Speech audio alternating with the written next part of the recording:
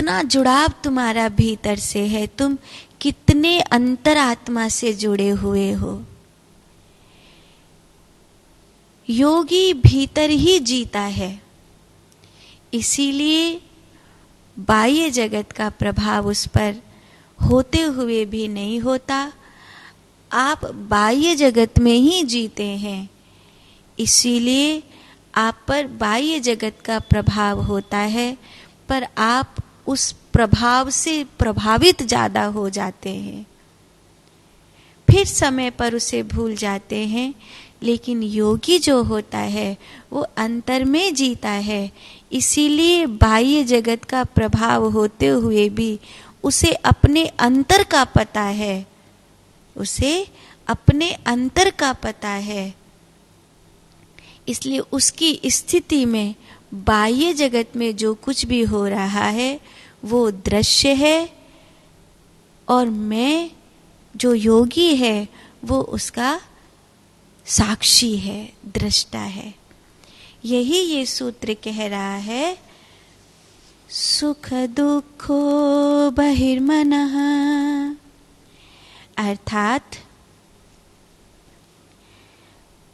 लोकवत सुख और दुख का अंतर संवेदन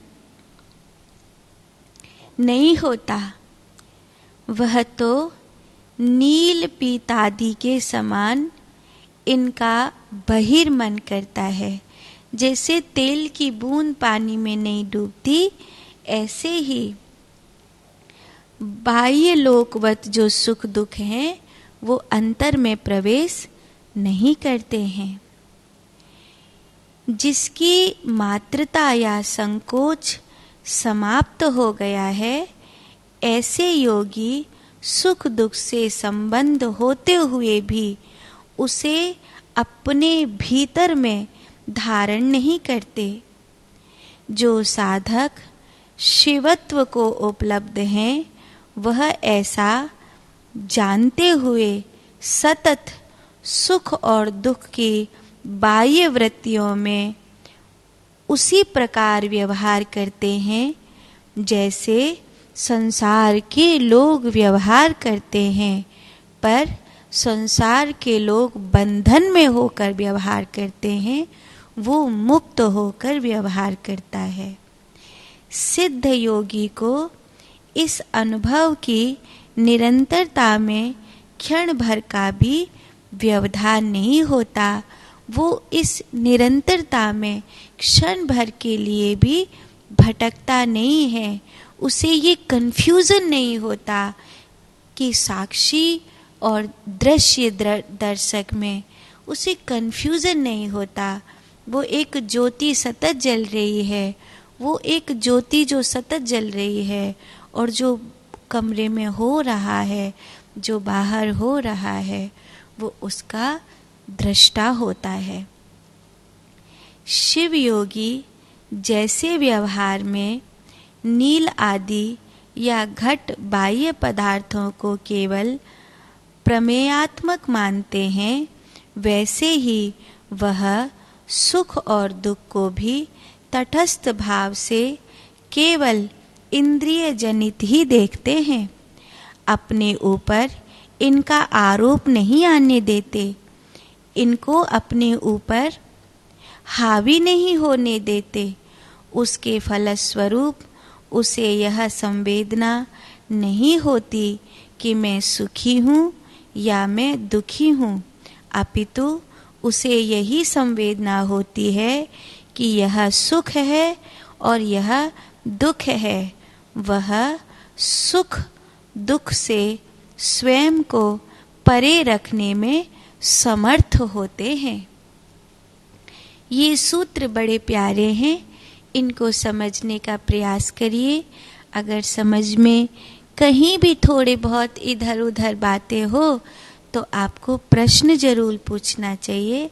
मैंने पहले भी कहा था, प्रश्न पूछने से और 4 बातें जानने को समझने को मिलती है।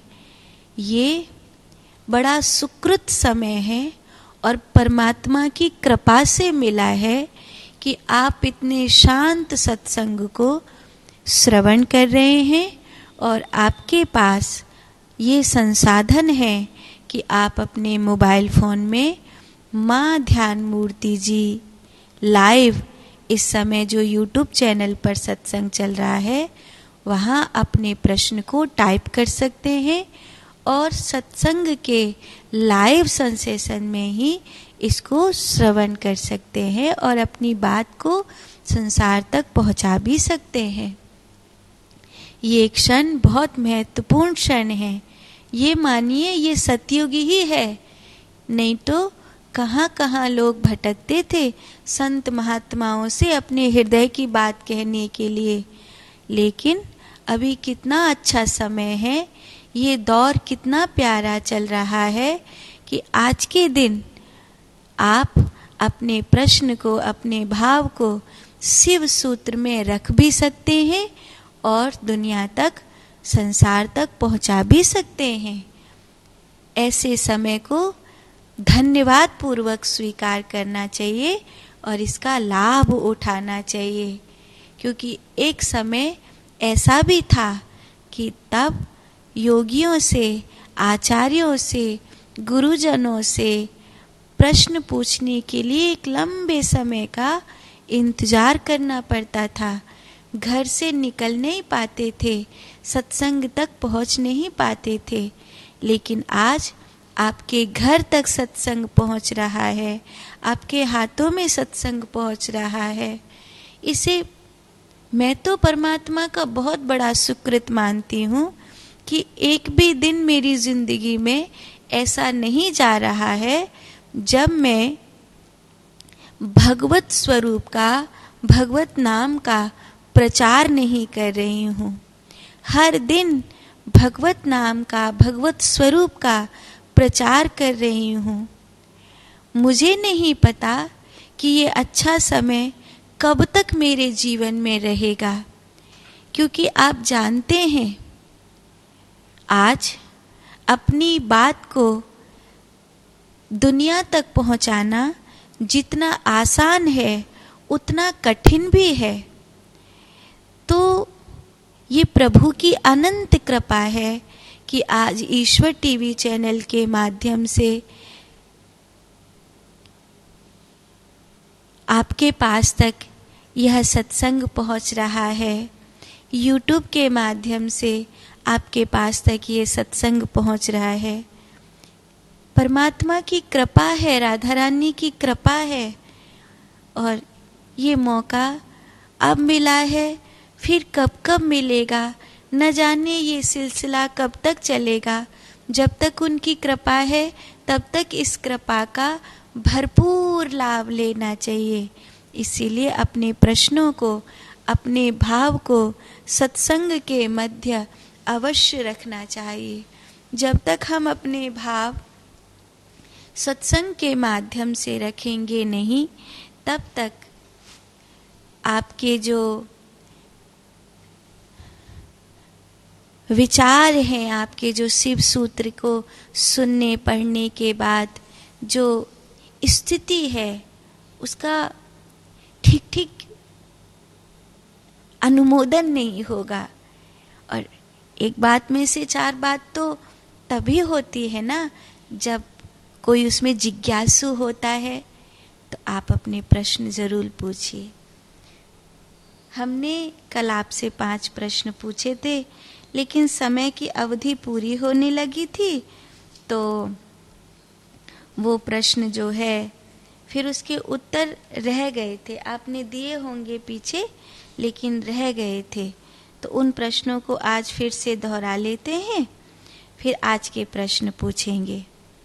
तो पहला प्रश्न है कल का, संजय महाभारत युद्ध में भरतवंशी कहकर किसको संबोधित कर रहे थे। दूसरा प्रश्न है, लक्ष्मण जी की मूर्छा को तोड़ने के लिए हनुमान जी जो द्रोणगिरी पर्वत से औषधि लेकर के आए थे, उसका क्या नाम था। तीसरा प्रश्न है, शरीर में बाल्य अवस्था